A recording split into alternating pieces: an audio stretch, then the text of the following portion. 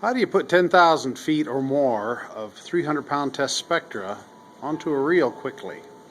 Well, you start off with the feed spool. Right there. Right there. Okay, there it is. Alright, that's got, came with 6,420 yards of line on it. Take that, line comes through here, comes through a line measuring device. Currently I've put through 1,011 feet and 3 inches. And then we come off of that. The line comes up this way, goes up to a pulley in the overhead, right up there. Comes back down. There's a bucket with some dead weight in it, has a pulley on it. Here's my 1,000-foot mark, first black mark.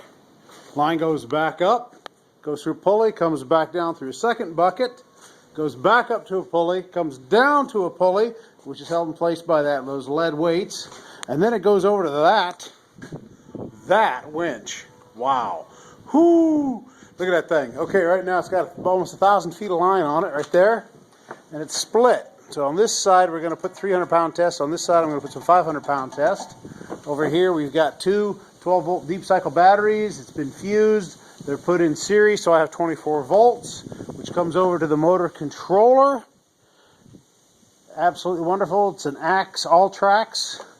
I can't remember the model number, but it works fine.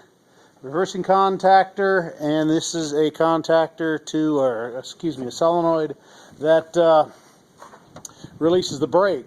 Inside the 24-volt motor, there's a brake at that end, electronic brake.